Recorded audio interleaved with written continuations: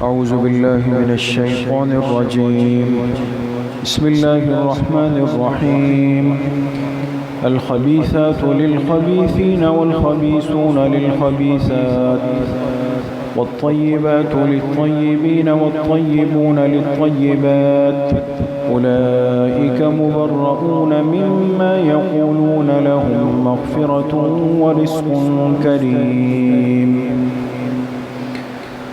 صدق اللہ العظیم۔ یہ سورۃ النور کی آیت نمبر 26 آپ حضرات کے سامنے تلاوت کی گئی ہے۔ پچھلی کئی آیات سے بات آپ حضرات کے سامنے چل رہی ہے کہ اس صورت میں اللہ پاک نے ام المومنین عفیفہ کائنات حضرت عائشہ صدیقہ طیبہ طاہرہ رضی اللہ تعالی عنہا کی برات کو، ان کی پاک دامنی کو بیان فرمایا، اور قرآن کریم کی کئی آیات اتار کر اللہ پاک نے ان کی شان کو، ان کے مقام اور مرتبے کو واضح فرمایا۔ ان کی پاکی بیان ہو گئی کہ جو باتیں ان کے بارے میں منافقین نے کی وہ صرف تہمت تھی، وہ بہتان تھا، وہ جھوٹ تھا، وہ غلط تھا، وہ ہفوات اور بکواس تھی۔ پیغمبر کی زوجات امہات المومنین ان چیزوں سے پاک صاف ہے، اللہ پاک نے ان کی حفاظت فرمائی ہے۔ اب جو آج کی آیت ہے اس میں اللہ پاک نے ایک قاعدہ بیان فرمایا ہے۔ قاعدہ حضرت عائشہ رضی اللہ تعالی عنہ کی براءت اللہ نے بیان فرمائی، وہ تو بات صاف ہو گئی، لیکن اللہ پاک نے اس انسان کو اور خاص طور پہ اس امت کو ایک اصول ہاتھ میں دیا، ایک قاعدہ، آپ اپنی زبان میں آج کل کہیں ایک فارمولہ دے دیا کہ کسی بھی چیز کو سمجھنے کے لیے، پرکھنے کے لیے، حل کرنے کے لیے ایک آسان سا فارمولہ کیا ہے؟ کسی کے پاک ناپاک ہونے کا، کسی کے غلط صحیح ہونے کا، کسی کے اخلاق اور کسی کی سوچ اور فکر کے گندے اور پاک ہونے کا اللہ پاک نے ایک قاعدہ اور ضابطہ بیان کیا اس آیت کے اندر، آیت نمبر 26 میں۔ اس آیت کا ترجمہ ہے الخبیثات للخبیثین والخبیثون للخبیثات۔ ناپاک قسم کی عورتیں ناپاک مردوں کے لیے ہے، اور ناپاک مرد ناپاک عورتوں کے لیے ہے، ان دونوں جانب سے۔ والطیبات للطیبین والطیبون للطیبات، اور پاکیزہ مرد، پاکیزہ عورتیں پاکیزہ مردوں کے لیے ہے، اور پاکیزہ مرد پاکیزہ عورتوں کے لیے ہے۔ اولئک مبرؤون مما یقولون، اور یہ پاکیزہ ہستیاں، یہ بری الذمہ ہے، پاک صاف ہے ان باتوں سے جو یہ منافقین کر رہے ہیں۔ لہم مغفرۃ ورزق کریم، اور جن حضرات نے توبہ کر لی اپنی باتوں سے، یاد ہے کتنے حضرات تھے؟ 3 حضرات تھے، اور جنہوں نے توبہ کر لی اللہ ان کے لیے فرما رہے ان کے لیے مغفرت ہے، بخشش ہے، ورزق کریم، اور عزت والی روزی ہے، رزق ہے۔ تو اس آیت میں اللہ پاک نے آپ آسان سمجھے کہ ایک قاعدہ بیان کر دیا کہ انسان کو ایک طبیعت ملی ہے۔ اب یہاں پر آپ کے سامنے 2 قسم کے الفاظ ہیں آیت میں، ایک لفظ خبیث ہے اور ایک لفظ طیب ہے۔ خبیث کا لفظی ترجمہ آتا ہے گندے اور ناپاک کے، اور طیب کا لفظی ترجمہ ہوتا ہے پاک اور صاف ستھرے کے۔ اب اس آیت میں اللہ پاک نے ایک ضابطہ جو بیان کیا ہے کہ ناپاک عورتیں ناپاک مردوں کے حصے میں آتی ہیں، اور ناپاک مرد ناپاک عورتوں کے حصے میں آ جاتے۔ ایک ترجمہ تو یہ ہے، اور جو تقریباً مفسرین نے اس کو لیا ہے، اور پاکیزہ عورتیں پاکیزہ مردوں کے حصے میں آتی ہیں، پاکیزہ مرد پاکیزہ عورتوں کے حصے میں آ جاتے۔ بعض حضرات نے فرمایا کہ یہاں خبیثات اور طیبات کا مطلب انسان نہیں ہے، بلکہ اس کی عادات ہے، عادات کہ ناپاک قسم کی عادتیں ناپاک لوگوں میں ہوتی ہے اور پاک قسم کی عادتیں وہ پاک لوگوں میں ملیں گی۔ یہ جو عادتیں ہوتی ہیں نا، آپ کو ملیں گے بعض لوگ غلط قسم کے بیکار الٹی قسم کی چیزوں میں مبتلا ہوں گے۔ یہ گندی، غلط اور نامناسب عادات اشارہ کرتی ہے کہ یہ آدمی خود اندر سے گندا ہے، اور جس کی عادات صاف ستھری ہو، اچھی ہو، لائق تحسین ہو، انسان کو متاثر کر دے، یہ عادتیں دلیل ہوتی ہے کہ یہ آدمی اندر سے پاک ہے۔ تیسرا ترجمہ بعض مفسرین نے کیا کہ یہاں خبیثات اور طیبات سے مراد انسان کی ذات بھی نہیں، انسان کی عادات بھی نہیں، بلکہ انسان کی بات ہے، قول جو اس کی زبان سے باتیں نکلتی ہے۔ لہٰذا جو ناپاک سوچ والے لوگ ہوتے ہیں ان کی باتیں بھی ناپاک ہوگی، گندی قسم کی باتیں کریں گے، گندے قسم کے ماحول کو بنائیں گے۔ اور جو پاکیزہ لوگ ہوتے ہیں ان کی پاکیزہ بھی باتیں بھی آپ کو ہمیشہ پاک ملیں گے۔ تو خلاصہ میرے دوستوں بزرگوں اس آیت کا کیا نکلا کہ ایک آدمی کسی پر کوئی اچھائی یا برائی کی نسبت کرے کہ فلاں آدمی اچھا ہے یا فلاں عورت اچھی ہے یا فلاں مرد برا ہے یا فلاں عورت بری ہے، یہ الزام یا یہ دعویٰ کرنے سے پہلے کم از کم انسان کو سامنے والے کی شخصیت کو ضرور دیکھ لینا چاہیے۔ اور اللہ پاک نے انسان کو اس ترتیب پہ بنایا ہے کہ اس کا یہ وجود اور اس کا مزاج، اس کی طبیعت بہت ساری چیزوں کو واضح کر دیتی۔ لہٰذا اب اس ضابطے کو سامنے رکھ کر اللہ نے فرمایا کہ اب یہ بتاؤ کہ جب انسان کی طبیعت یہ ہے کہ گندا انسان گندی چیز کی طرف جائے گا اور پاکیزہ انسان پاکیزہ چیز کی طرف جائے گا، تو اس کائنات میں وہ کون سی ہستی ہے جو سب سے زیادہ پاکیزہ ہے؟ جناب رسول اللہ صلی اللہ علیہ وسلم۔ ان سے زیادہ پاکیزہ ہستی اس کائنات میں تو نہیں ہو سکتی کسی کی۔ تم نے سوچ کیسے لیا، یہ بات کہہ کیسے دی کہ اتنی پاکیزہ ہستی کے حصے میں ایسی عورت آ جائے، ان کو اللہ ایک ایسی عورت دے دے جو نعوذ باللہ پاک نہ ہو؟ یہ تو قاعدہ ٹوٹ جائے گا، انسان کا ضابطہ ٹوٹ جائے گا۔ قرآن کی آیات نہ بھی اترتی، لیکن انسان کی عقل یہ فیصلہ کرتی کہ کائنات کی اتنی پاکیزہ مطہر ہستی جن پر ساری پاکیزگیاں ختم ہے، ان کے حصے میں اللہ کیسے وہ عورت دے سکتے ہیں کہ جن پر اعتراض ہو جائے، جن پر بہتان ہو جائے۔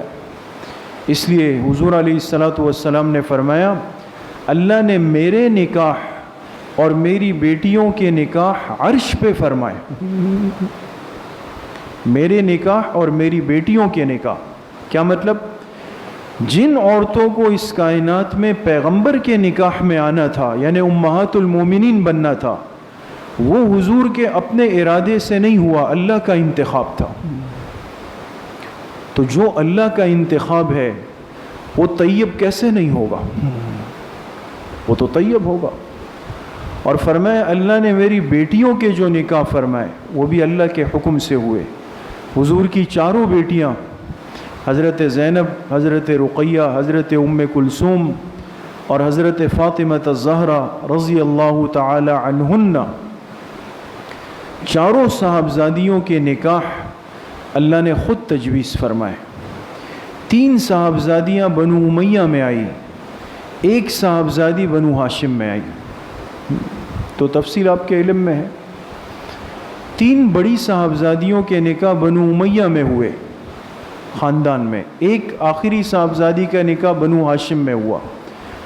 آج نعوذ باللہ ثم نعوذ باللہ اگر کوئی بناتے پیغمبر پہ حضور علیہ الصلاۃ والسلام کی مبارک بیٹیوں کے بارے میں کچھ کہتا ہے یا فرق کرتا ہے یا یہ دعویٰ نعوذ باللہ کرتا ہے کہ 4 تھی نہیں وہ تو 1 تھی، آپ سمجھ گئے؟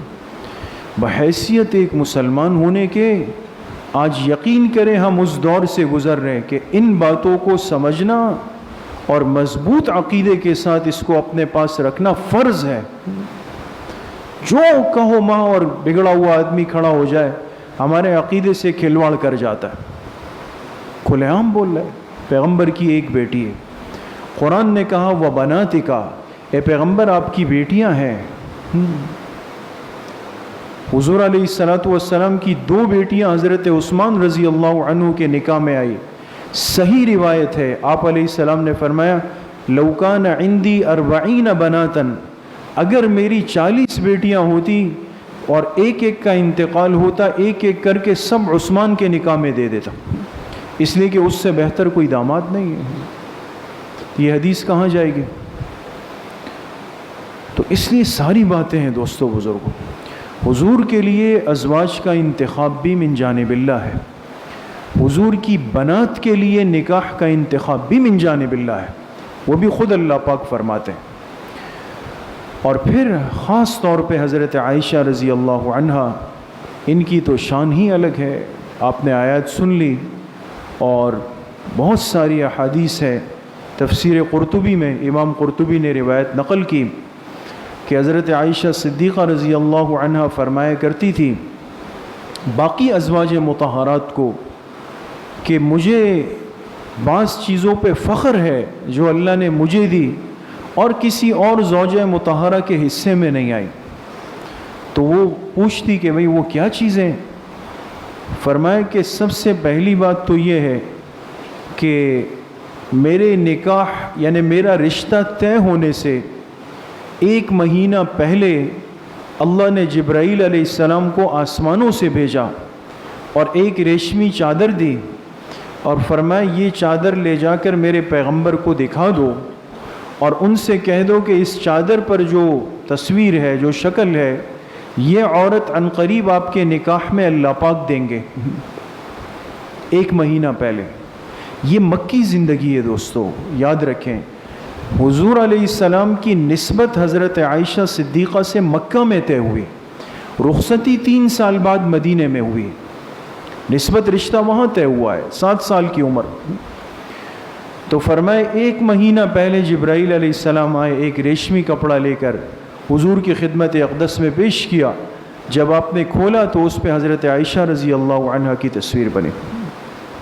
میری تصویر تو اللہ نے آسمانوں سے بنا کر بھیجی۔ اچھا دوسری خصوصیت کیا ہے؟ فرمایا دوسری خصوصیت میری یہ ہے کہ اللہ کے آخری پیغمبر نے جتنے نکاح فرمائے تمام عورتیں سیبہ تھی، یعنی پہلے سے نکاح شدہ تھی۔ میں واحد عورت ہوں جو باکرہ کنواری پیغمبر کے نکاح میں آئی، اور کوئی نہیں تھا۔ اچھا تیسری خصوصیت کیا ہے؟ فرمائے تیسری خصوصیت یہ ہے کہ جب حضور علیہ السلام کا انتقال ہو رہا تھا تو آپ کا سر مبارک میری گود کے اندر تھا۔ چوتھی خصوصیت یہ ہے کہ پیغمبر علیہ السلام پر جب بھی وحی اترتی تو کبھی ایسا نہیں ہوا کہ کسی زوجہ مطہرہ کے قریب رہتے ہوئے وحی اتری ہو۔ احادیث میں اس کی تفصیل ہے، جب بھی وحی اتری یا تو اکیلے اتری یا کسی صحابی کے ساتھ اتری۔ یہاں تک بھی ایک صحابی فرماتے ہیں کہ آپ آرام فرما رہے تھے، آپ کا سر مبارک میرے زانوں پر تھا اور وحی اتری اور مجھے لگا کہ میرا پیر ٹوٹ جائے گا۔ یعنی ایک وحی کا اتنا بوجھ ہے۔ پیغمبر علیہ السلام کے قلب مبارک کی طاقت کو دیکھیں دوست، ایسا نہیں ہوا کبھی بھی کہ زوجہ مطہرہ کے ہوتے ہوئے وحی اتری ہو سوائے حضرت عائشہ صدیقہ رضی اللہ عنہ۔ فرمائے کئی دفعہ ایسا ہوا، اب یہ روایات ہے اس لیے عرض کر رہا ہوں، کئی دفعہ ایسا ہوا کہ میں اور اللہ کے حبیب ایک لحاف ایک چادر میں ہوتے، اللہ وحی اتار دیتے، میرے قریب رہتے ہوئے وحی اتری۔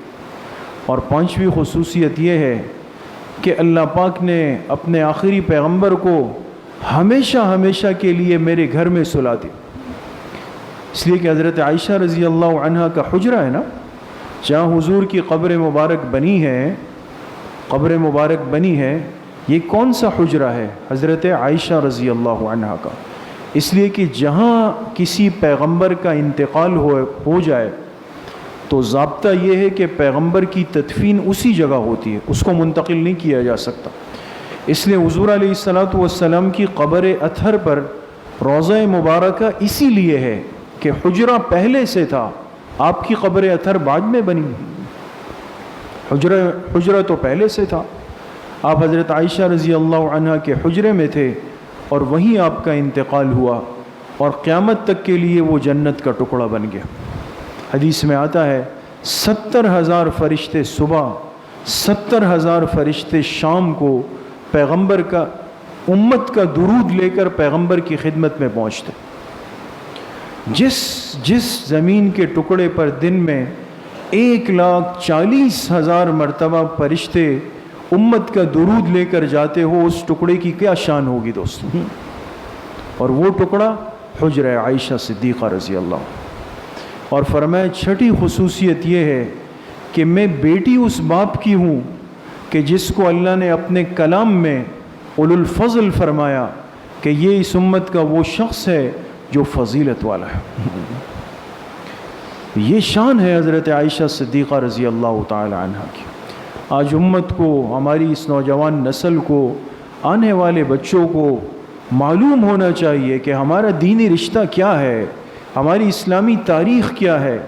دنیا جہاں کی خرافات اور باتیں بچے سیکھ رہے ہیں، لیکن ان کو معلوم نہیں ہے کہ صحابہ کون ہے، ازواج مطہرات کون ہے، اہل بیت رسول کون ہے، پیغمبر علیہ السلام سے ہمارا رشتہ کیا ہے۔ ان چیزوں کا کوئی علم نہیں، دور کر دیا گیا۔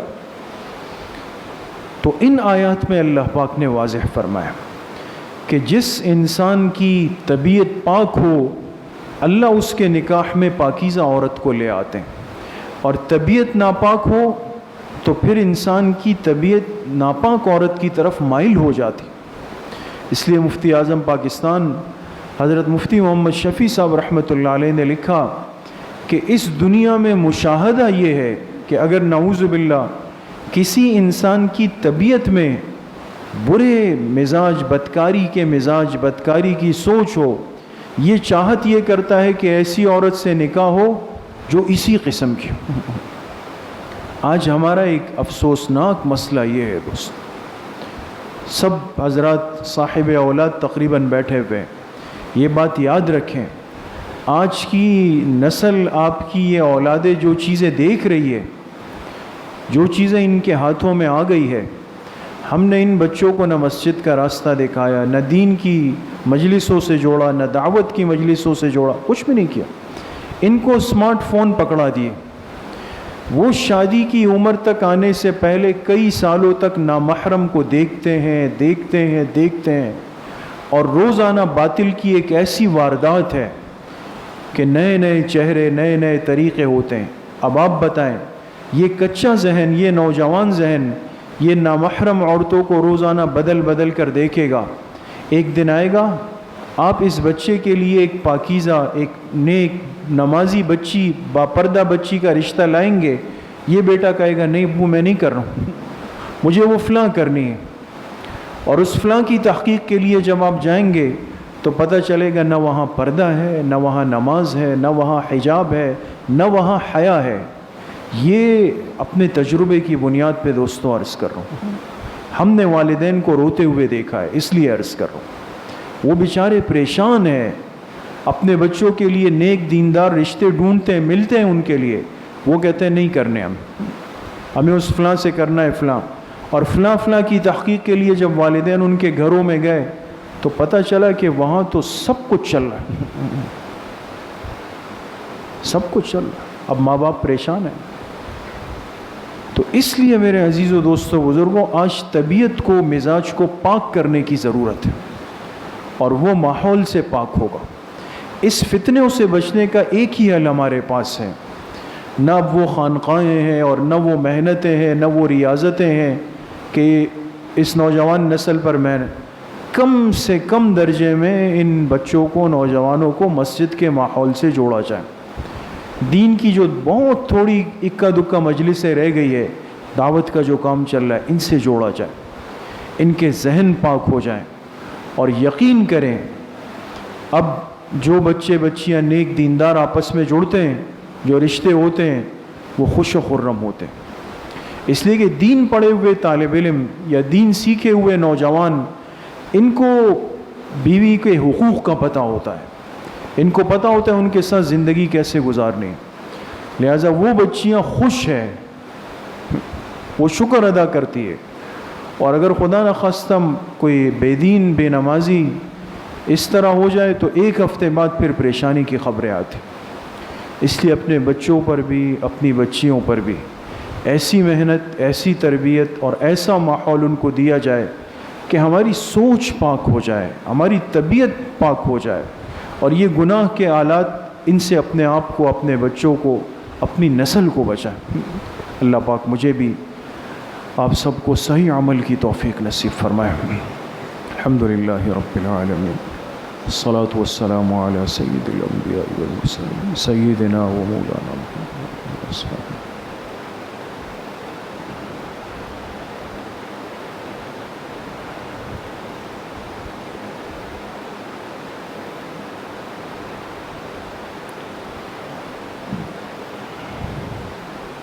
صلی اللہ وسلم علی نبینا محمد وآلہ واصحابہ اجمعین برحمتہ۔